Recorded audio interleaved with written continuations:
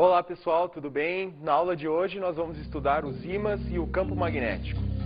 Os ímãs são materiais que apresentam uma propriedade de atrair outros tipos de materiais. Esse fenômeno, o fenômeno do magnetismo, começou a ser observado na Grécia Antiga, na região da Magnésia.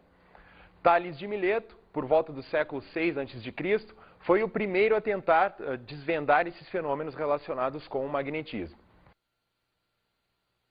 As primeiras explicações para as estranhas propriedades da pedra magnética remontam aos gregos, que as atribuíam a uma influência não material e etérea. O mesmo tipo de explicação era dado para a atração entre o âmbar e os corpos leves. Tales de Mileto, século VI a.C., foi o primeiro a chamar a atenção para uma analogia entre magnetismo, eletricidade e gravidade. O ímã, o que ele produz no espaço ao seu redor, é uma região de influência magnética chamada de campo magnético. Então agora a gente vai dar uma olhada quais são as principais propriedades do campo magnético produzido por um ímã. E o que a gente pode ver nessa figura que nós temos aqui é uma representação do campo magnético produzido por um ímã. Esse campo magnético ele sempre será representado a partir de linhas fechadas, linhas que partem de uma extremidade do ímã e que entram na outra. Por convenção, a extremidade das quais saem essas linhas de campo magnético, essa extremidade é chamada de polo norte magnético do ímã. A extremidade na qual essas linhas entram é chamada de polo sul magnético do ímã. Essa configuração das linhas do campo magnético produzidas por um ímã, elas podem ser facilmente visualizadas na prática.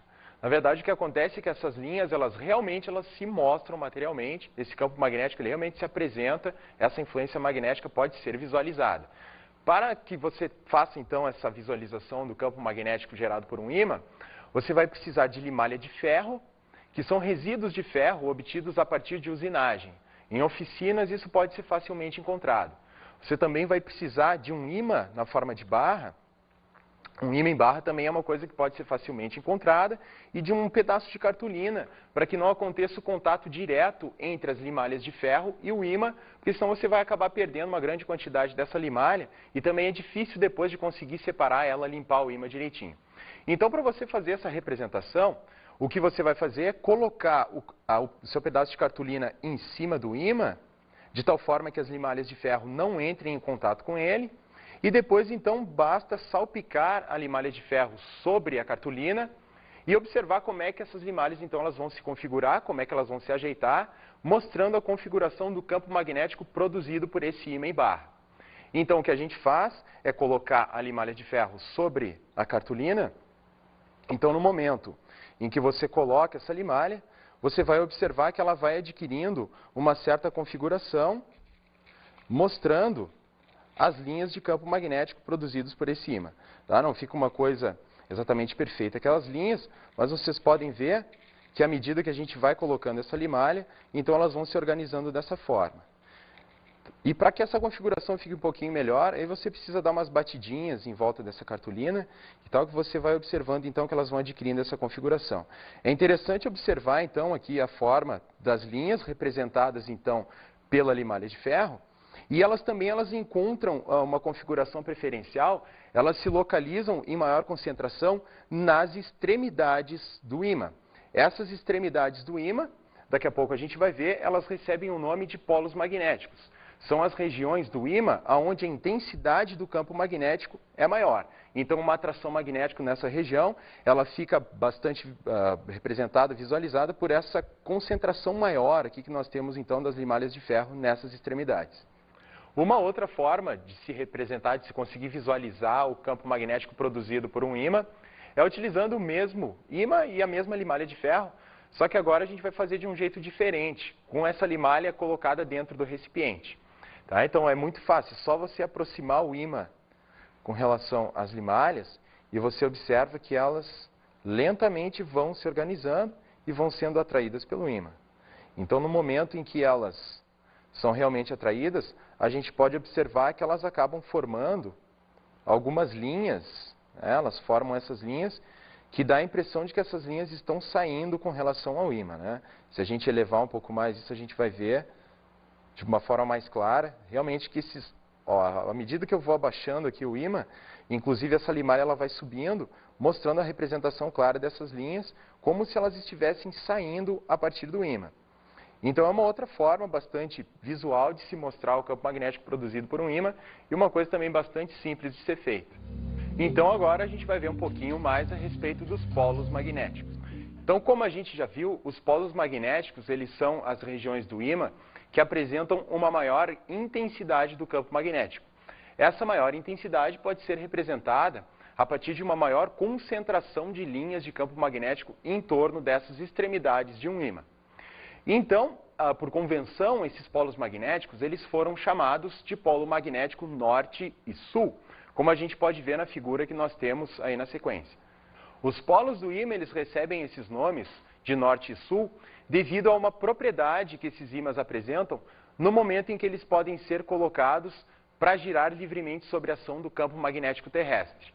Essa propriedade é utilizada na construção das bússolas. Uma bússola nada mais é do que uma agulha imantada, ou seja, uma agulha que apresenta então uma propriedade magnética, ela se comporta como um ímã.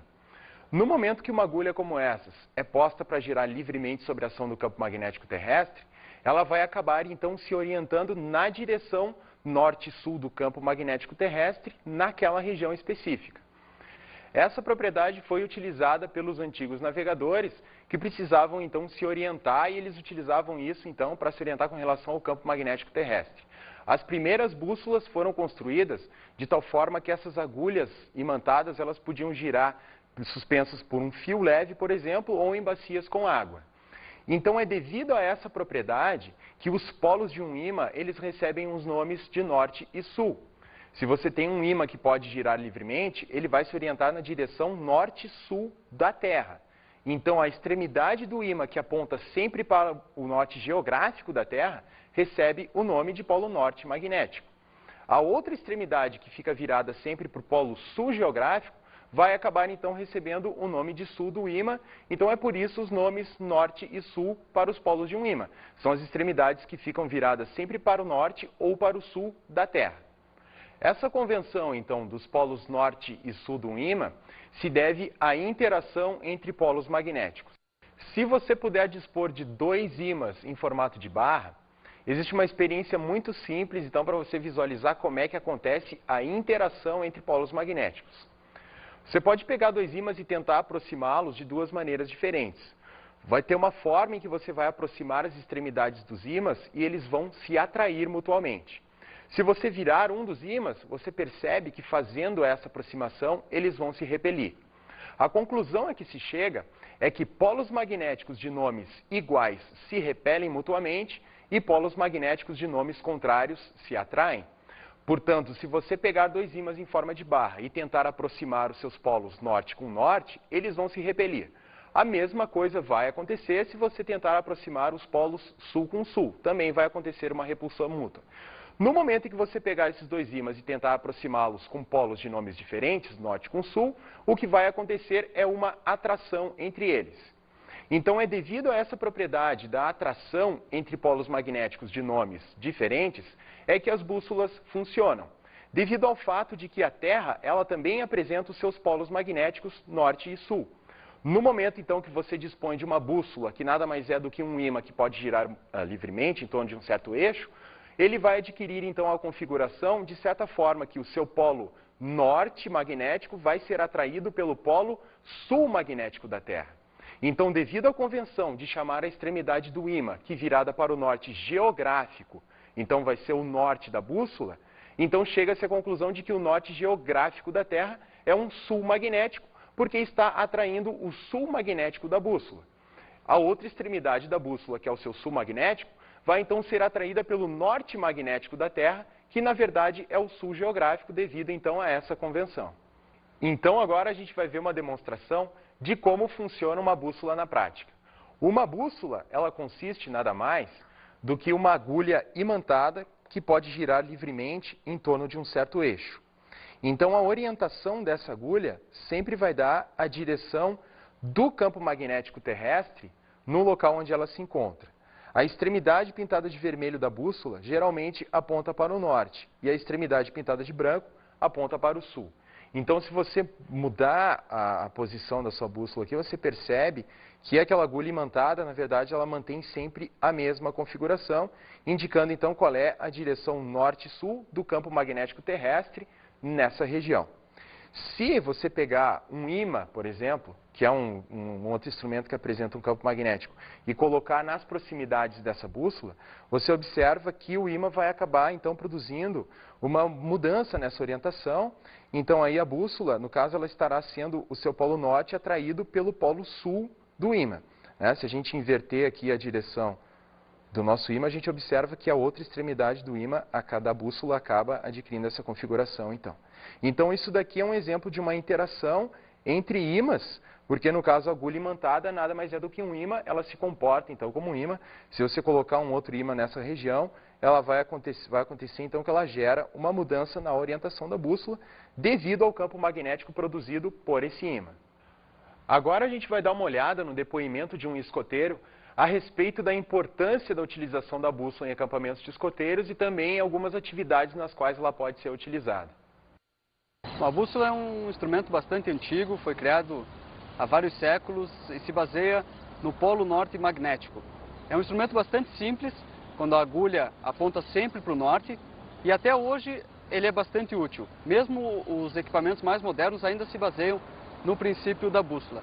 E nos acampamentos escoteiros ele é bastante utilizado em atividades de orientação.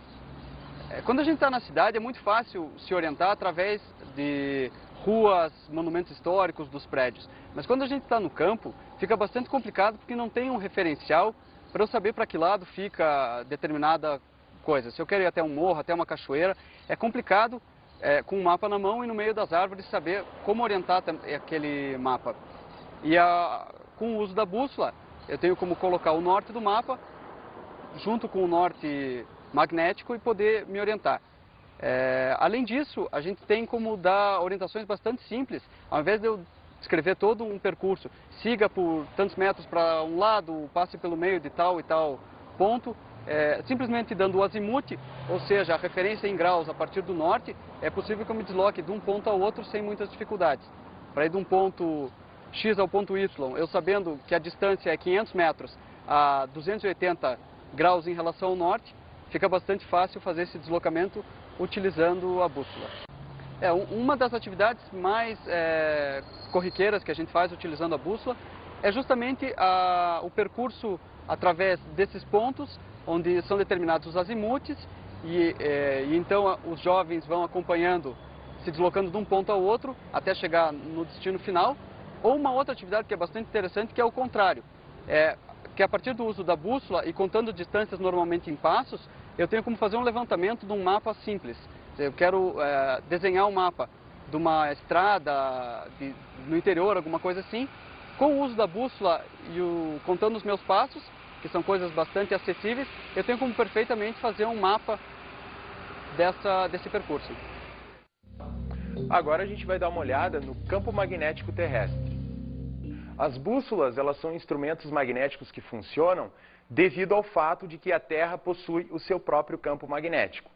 E o campo magnético terrestre tem o seguinte comportamento. A figura nos mostra que a Terra, magneticamente, se comporta como um grande ímã. Esse grande ímã, ele tem o seu eixo desalinhado com o eixo de rotação da Terra. E esse ímã ele também apresenta a seguinte propriedade.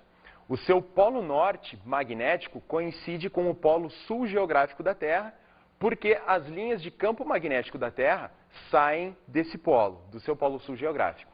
E essas linhas de campo magnético, elas penetram no polo norte geográfico, que então acaba se comportando como um polo sul magnético. Então é importante lembrar que as posições dos polos geográficos e magnéticos da Terra são trocadas, ou seja, o polo norte geográfico se comporta como um polo sul magnético e o polo sul geográfico se comporta como um polo norte magnético. E nessa próxima figura, o que nós temos são as posições de bússolas colocadas em relação ao campo magnético terrestre.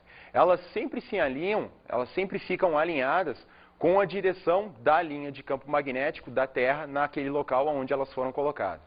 A origem do campo magnético terrestre ainda não é completamente compreendida, mas aceita-se atualmente de que esse campo magnético é gerado pelo movimento dos fluidos que existem no interior da Terra. A Terra ela apresenta um núcleo de ferro que ele pode girar devido ao movimento de inércia, movimento de rotação da Terra, faz com que esse núcleo de ferro tenha um movimento defasado em relação à Terra, e isso poderia produzir o campo magnético terrestre que a gente observa atualmente. E uma outra propriedade muito importante dos ímãs é a inseparabilidade dos polos magnéticos. Essa propriedade diz que os polos magnéticos de um ímã não podem ser separados, ou seja, não existem monopolos magnéticos. Não é possível se encontrar na natureza um ímã com apenas um polo norte ou com apenas um polo sul. Como vocês podem ver aqui nessa figura, nós temos um ímã com os seus dois polos, norte e sul. Se for feita uma divisão no meio desse ímã, aquelas duas metades que vão acabar resultando, elas também continuam com polos norte e sul magnéticos. Se esse ímã for infinitamente dividido ao meio, ele sempre apresentará polos norte e sul, ou seja, não é possível se obter um ímã com apenas um polo magnético, ou norte ou sul. A propriedade da inseparabilidade magnética dos ímãs, ela se deve devido às propriedades magnéticas dos átomos. Todo átomo, ele apresenta propriedades magnéticas. Os elétrons girando em torno do núcleo geram uma propriedade que é chamada momento magnético. Então, devido a esse momento magnético, cada ímã, aliás, cada átomo se comporta individualmente como se fosse um ímã. É por isso que se você dividir infinitamente um ímã, ele nunca vai apresentar apenas um polo norte. Você pode ficar com apenas um átomo e esse átomo apresentará propriedades magnéticas, tendo um polo norte e um polo sul magnético. E o que a gente vai ver agora são os tipos de magnetismo. Devido às suas propriedades magnéticas, os materiais podem ser classificados como ferromagnéticos, paramagnéticos e diamagnéticos. Os materiais ferromagnéticos atraídos fortemente por ímãs de ferro, níquel e cobalto. E esses materiais ferromagnéticos, eles tornam-se ímãs sob ação de campo magnético externo. Os materiais ferromagnéticos, eles perdem essa propriedade a partir de uma temperatura que é o ponto Curie. Esse nome é em homenagem ao físico francês Pierre Curie, que fez as primeiras observações relacionadas a essa temperatura. Então, o ponto Curie é uma coisa que depende de cada material ferromagnético. A partir dessa temperatura, se os corpos forem muito aquecidos, eles acabam perdendo essa propriedade. Por exemplo, o ponto Curie para a magnetita é 585 graus Celsius. Então, a magnetita, que são os ímãs naturais encontrados em minérios, eles, a partir dessa temperatura de 585 graus Celsius, eles acabam perdendo a propriedade do ferromagnetismo. Isso se deve ao fato de que o magnetismo externo de um material ferromagnético depende do alinhamento dos seus átomos, ou seja, dos seus ímãs elementares. Como nós já vimos, os átomos de um material magnético, eles apresentam a propriedade de se comportarem como pequenos ímãs. Então, o que acontece para que um material seja magnético externamente é que ele deve apresentar os seus átomos, os seus momentos magnéticos, todos eles alinhados.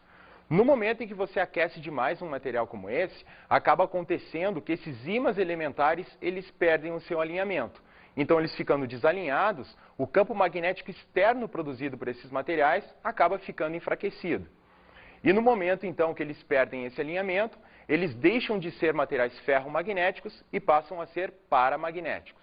Os materiais paramagnéticos, eles apresentam a propriedade de ser fracamente atraídos por ímãs. Exemplos de materiais paramagnéticos São o paládio, a platina, o sódio e o potássio. E um outro tipo de material magnético presente também na natureza são os materiais diamagnéticos. Esses materiais, eles apresentam a propriedade de ser fracamente repelidos por qualquer polo de um ímã. Essa propriedade está presente principalmente na prata e no bismuto, mas toda a matéria apresenta fracamente o diamagnetismo, ou seja, todos os materiais são fracamente repelidos por polos de ímãs. E o que nós temos aqui é uma foto de um material que é conhecido como um diamagnético perfeito, que são os supercondutores. O que aparece aqui é na base um material supercondutor. Ele é um material que está altamente resfriado, está a uma temperatura muito baixa e nele também está circulando uma corrente elétrica. Pelo fato dele ser um material supercondutor, ele apresenta uma resistência elétrica muito baixa e a temperatura também é muito baixa para que diminua ainda mais a sua resistência. Então o que acontece é que esse material se comporta como um diamagnético perfeito, ou seja, ele é repelido por qualquer ímã. E o que aparece ali levitando sobre esse material supercondutor é justamente um pequeno ímã. Devido a essa repulsão que existe entre os dois, ele levita então, gerando essa imagem aí bastante curiosa. E agora a gente vai ver um pouquinho mais a respeito desse cientista bastante importante para o magnetismo, que foi o francês Pierre Curie. Consta que Pierre Curie não foi um aluno muito aplicado em seus primeiros estudos. Isso não impediu, porém, de alcançar a universidade, nem de se tornar, com menos de 20 anos, professor assistente no Laboratório de Física da Universidade Sorbonne, em Paris. Curie verificou existir uma temperatura acima da qual as propriedades magnéticas de um material desaparecem. Tal temperatura é conhecida como ponto Curie. E além dos ímãs naturais, como a magnetita, existem também os ímãs artificiais. Os ímãs artificiais são os que nós encontramos em maior quantidade no nosso dia a dia. E esses ímãs eles podem ser produzidos de diversas maneiras. Eles podem ser produzidos, por exemplo, a partir do ferro, sendo colocado sob a ação de um campo magnético externo bastante intenso. Para que esse material tenha um magnetismo aí, uma durabilidade bastante boa, o que se faz é elevar bastante a sua temperatura para que os seus átomos possam ficar sob a ação desse campo magnético externo, gerando então o seu alinhamento. Após o resfriamento, o que acontece é que os seus átomos eles ficam alinhados, os seus ímãs elementares eles ficam alinhados na direção do campo magnético externo, fazendo então com que esse material produza o seu próprio campo magnético, comportando-se então como um ímã. Acredita-se que essa foi a maneira como os minérios de ferro, como por exemplo a magnetita, ficaram magnetizados. A magnetita ela é uma rocha vulcânica, ou seja, ela é originária de magma terrestre, erupções vulcânicas. Então esse material, quando ainda não havia se solidificado, quando ele ainda estava na forma líquida, devido à ação do campo magnético terrestre, os seus átomos, ou seja, os seus ímãs elementares se alinharam, produzindo então esse campo magnético, esse efeito magnético nessas rochas, que acabaram então se comportando como ímãs naturais. Outra forma de se produzir um ímã artificial é a partir da relação que existe entre corrente elétrica e campo magnético. Enrolando-se um fio na forma espiral, em torno de algum núcleo de ferro, por exemplo, vai se obter o que se conhece como um eletroímã, que é um ímã temporário. Ele só funciona como ímã no momento em que a corrente elétrica está circulando através daquele fio. Vamos agora para as nossas dicas de estudo.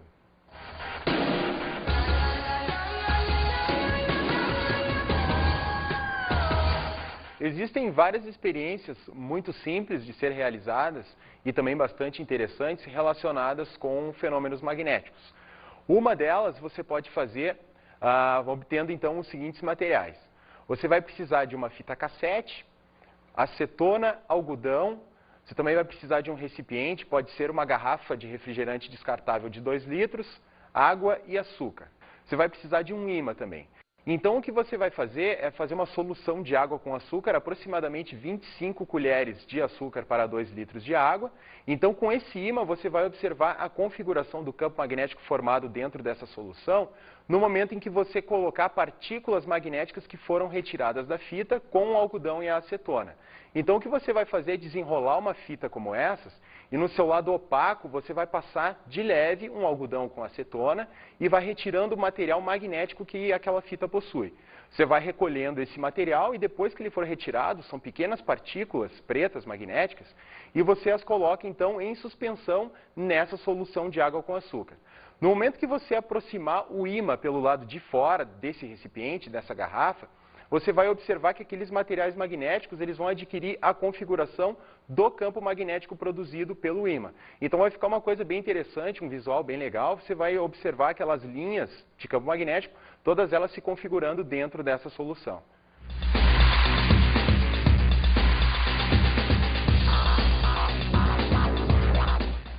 Na aula de hoje estudamos ímãs e campo magnético.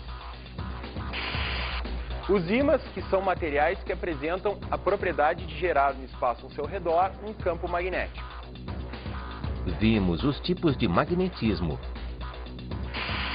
Com relação às suas propriedades magnéticas, os materiais podem ser classificados de acordo com os diferentes tipos de magnetismo, que é o ferromagnetismo, o paramagnetismo e o diamagnetismo. Conceituamos o ponto Curie. O ponto Curie, que é a temperatura a partir da qual os materiais ferromagnéticos perdem essa propriedade, tornando-se então paramagnéticos. E aprendemos sobre os ímãs artificiais. Os ímãs artificiais, que se encontram mais presentes no nosso dia a dia, que podem ser produzidos a partir do magnetismo de materiais magnéticos ou a partir da relação que existe entre campo magnético e corrente elétrica. Bons estudos!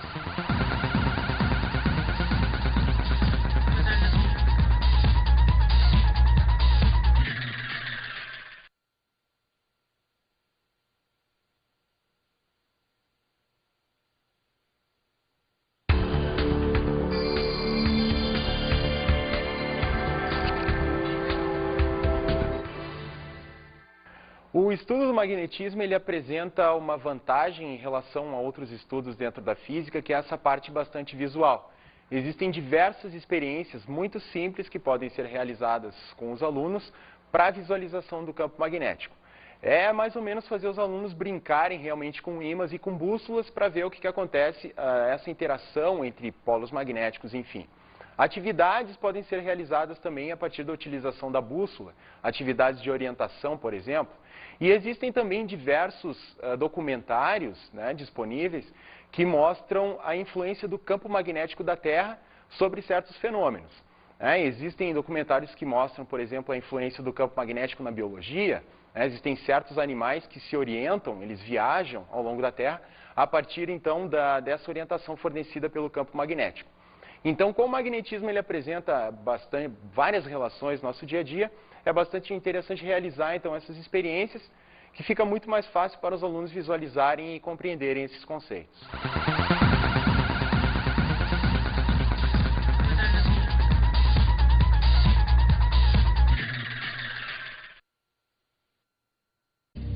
Então agora a gente vai dar uma olhada quais são as principais propriedades do campo magnético produzido por um ímã. E o que a gente pode ver nessa figura que nós temos aqui é uma representação do campo magnético produzido por um ímã. Esse campo magnético ele sempre será representado a partir de linhas fechadas, linhas que partem de uma extremidade do ímã e que entram na outra. Por convenção, a extremidade das quais saem essas linhas de campo magnético, essa extremidade é chamada de polo norte magnético do ímã. A extremidade na qual essas linhas entram é chamada de polo sul magnético do ímã. Essa configuração das linhas do campo magnético produzidas por um ímã, elas podem ser facilmente visualizadas na prática. Na verdade, o que acontece é que essas linhas, elas se mostram materialmente, esse campo magnético ele realmente se apresenta, essa influência magnética pode ser visualizada. Para que você faça então essa visualização,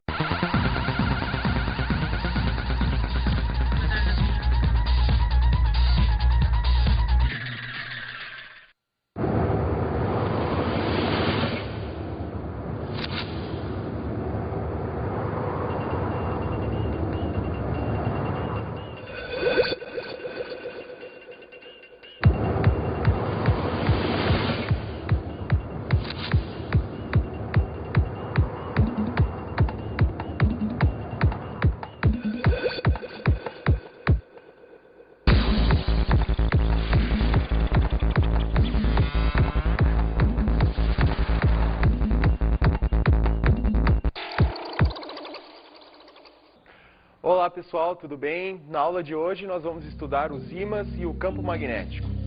Os ímãs são materiais que apresentam uma propriedade de atrair outros tipos. O que a gente faz é colocar a limalha de ferro sobre a cartolina.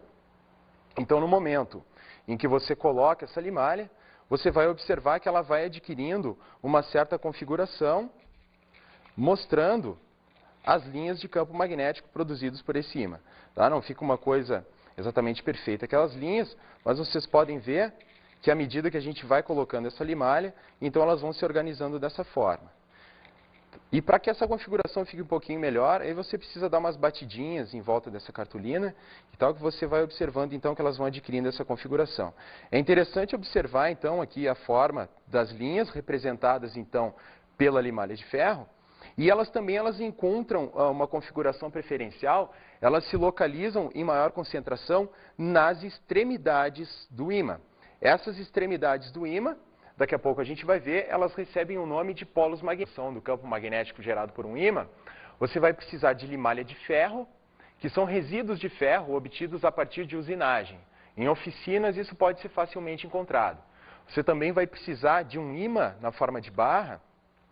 Um ímã em barra também é uma coisa que pode ser facilmente encontrada, e de um pedaço de cartolina, para que não aconteça o contato direto entre as limalhas de ferro e o ímã, porque senão você vai acabar perdendo uma grande quantidade dessa limalha, e também é difícil depois de conseguir separar ela, limpar o ímã direitinho.